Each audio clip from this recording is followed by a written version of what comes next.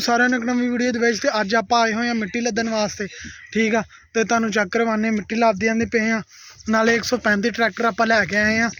तो चलो करते हैं, आधी ट्राली लद चुके हैं। ठीक है, आ देख लो तुहाडे सामने आ और 135 ट्रैक्टर। तो इधरों मिट्टी लदन ने ओ भाई उत्थे जाके थक के बह गए। ठीक है, तो बाकी आ मिट्टी आ लगे वो लदोगी पूरी फुल लदी गई आ। तो चलो जी उगो उठन दिया बाय मंगी सर। टायर अगले चकोए हुए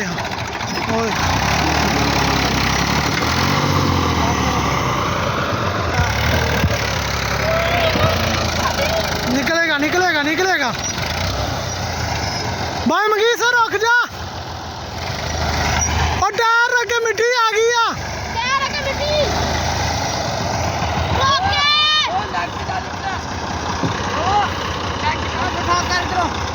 ओ बड़ा आ तू वीडियो बना बस दो फाड़ना बनी जांदा। हाँ बनी जांदा।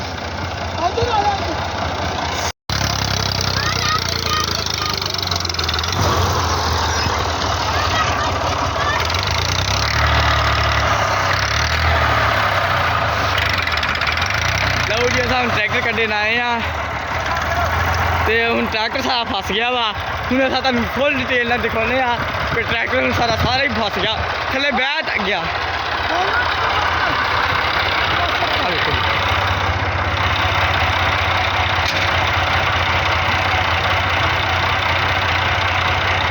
हिस्सा तकरीबन थोड़ा ही रहेगा लगन।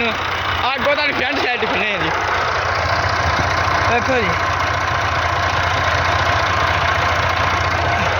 ट्रैक्टर का जोर। उठे उठे उठे ओ टायर थले लगे।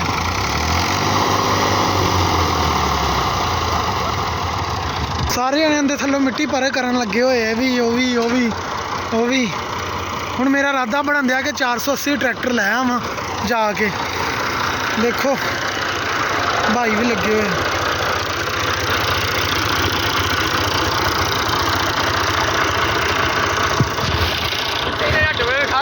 इतों कोई पहले भी ट्रैक्टर फसया, मैं भाई मना भी किया इधरों ट्रैक्टर ना लैके आओ। ओ सलमान परा परा परा परा परा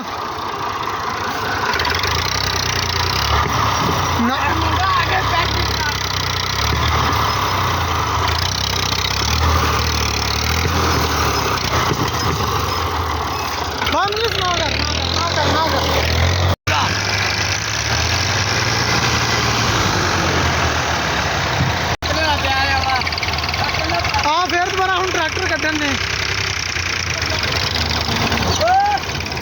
बस।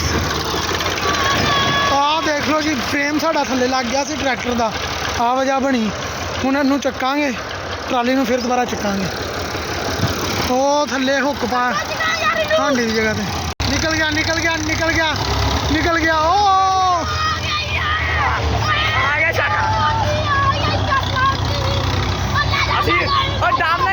ट्रैक्टर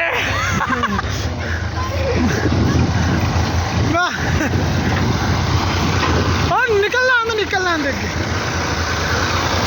कट लिया भाई ट्रैक्टर। ओ कई साड़ी रह गई। ट्रैक्टर चेक करा शूकदा ही जाता। अब तेरा ख्याल ट्राली भरी है शूकदा जाता पिया। शाबाश शहजादा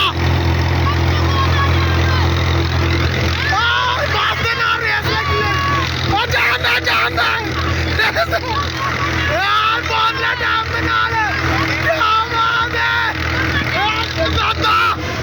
जाना जाना रेस है यार।